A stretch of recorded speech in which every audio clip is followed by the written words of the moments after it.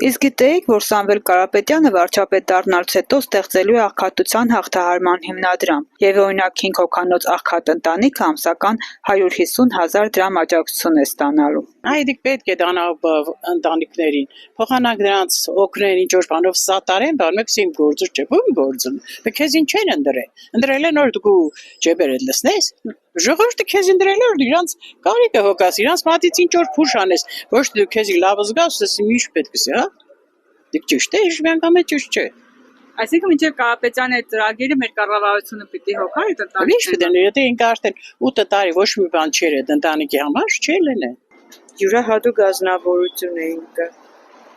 Յուրահատուկ ազնվորություն։ Անձամբ ճանաչում եք, թե իր արած գործերով է։ Չէ, իր արած գործերով։ Հիաժանց մարդ է, ազգասեր, հայրենասեր, ժողովրդասեր, բարեգործ, հարուստ է, բան է, բայց Հայաստանի հաշվին չի հարստել։ Ուրիշ երկրների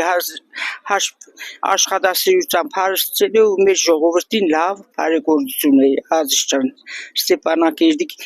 գերազանց հիվանդանոցը, եկեղեցին, ամեն ինչ էր ելի, հայրենասեր մարդ։ Հայրենասեր եմ, էլի գուցե որ իմ երկիրս բարգավաճի, աճի, դա բերմի, ջահելների համար։ 1 միլիարդի ներդրում է արել Հայաստանի, Ղարաբաղին։ Մենք իր այդ ներդրման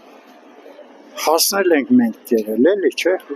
մենք չենք օգտվել, կերել ենք։ Ինքը խելացի մարդ է, շատ խելացի է, ես տեսնում եմ, որ իր շուրջը շատ լավ մարդիկ են հավաքվում, շատ լավ։ Կասեն, չեսենք Սամվել Կարապետյան կա, ես անձամբ նրան չեմ ճանաչում, բայց მე բանը գիտեմ։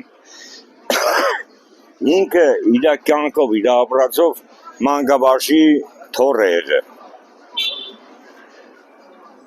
Մանկավարժներ են իրանք կառավարը ասել են խրատ են տվել դասիրակել են, պես մանկավարժական դասիրակություն է ստացել։ Դրանով ես իրան հավատում եմ։